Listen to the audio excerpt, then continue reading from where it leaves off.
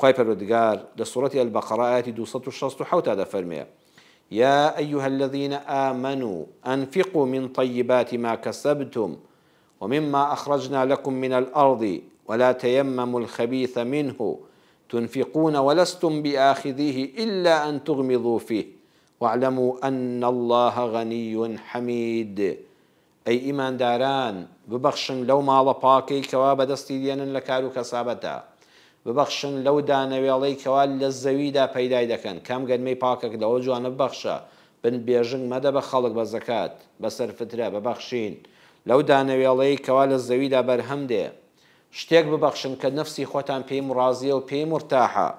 شتێک مەبەخشن بە هەژاران بە فەقیران بە محتاجان ولستم بآخذه إلا أن تغمضوا. والله بيدن بخود أجا تو فقير كبي مجر تشاود بنوقيني لمحتاجي واحتياجي وجيرفان بطالي ودز بطالي دا أينا بخوا وري ناقري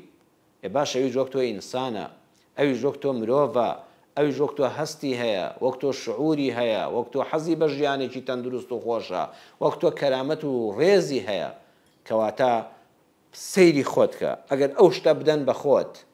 ئەگەر چاوت بنوقێنی لەبەر محتاجی بڵێ هیچ دەرفەتم نییە ئەینا بەخواوەری ناگری، دە شتێک مەدە بە خەڵک کە هەژارەکەش ئەگەر ئەو هەژاری و بار و دۆخەنا لەبارەی نەبووایە بەخوا لە تۆی وەرنەدەگرت. بەخوا زۆر کەسێک لە کۆنەکەی وا پیس بووە وا پەرپۆت بووە، وەڵڵا بیدەن بە خۆت ناتەوێت بیدەن بە فەقیرێک نەخێت با دوو جارە لەبەرکردایە ئەنجا پاشەنجام بتشتایە هێستاکانە قەدی نەشکاوە هێستا ڕەنگی نەگۆڕاوە هێشتاکانە و ئەزانی هەر تازەیە ئەوەندە لەبەر نەکراوە لە ئەوە بەخشە بە ڕێزەکەم لە شەریعەتدا دەفەرمێت جلی زستانت کڕی هەڵی مەگرە بۆ زستانێککە ئەگە بۆت کرا و ئیمکانیەتت هەبوو بیبەخشە با زستانی داهاتوو کە کەم لەبەر کراوە فەقیرێک لەبەریکە هی هاوینێت مەگەێنەوە هاوینێککە هاوین تازە تۆشکور هەتە جلی تازە بکە بەڵام تۆ دەتەوێت 10 ساڵت لەبەر کردووە 10 زستانت پێوە بەڕێ کردووە 10 هاوینت بەم جلەوە بەڕێ کردووە هیچ ڕەنگ و ڕووی پێوە نەماوە ئەمجا دەیبەخشی بە خەڵک وەڵڵا بیدەن بەخۆ لەگە فەقیری نەبێ وەری ناگری ئەویش ئەگەر قورئان دەفەرمێت چەند نمونەکە جوانە چاوی دەنووخێنە لەبەرەوەی هیچ دەرەتانی نییە لەبەر هەژاری و نەداری و بێئەنوایی ئەمجا وەری دەگرێ.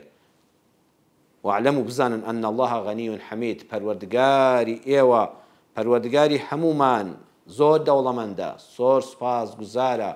دەوڵەمەندە دەتوانێت هەمومان دەوڵەمەند کە تۆی دەوڵەمەند کردەوە یارمەتی خەڵک بدەیت بەڕاستی پەروەردگار دەستخۆشی هەیە سوپاسی هەیە ڕێزی هەیە بۆ ئەو کەسانەی کە لە پاکترینی ماڵەکانیان لە پاکترینی دەسەڵات و پلە و پۆستیان پێشکەش دەکەن.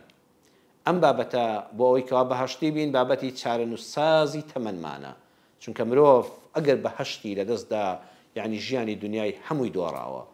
دۆڕاو ئەو کەسەیە کاتێک کە دنیا بەجێ دێڵێ لە دوای مردنەوە بەرەو دۆزەق دەڕوا پەنا بەخوا لە بەهەشتی هەتا هەتایی بێبەش دەبێت.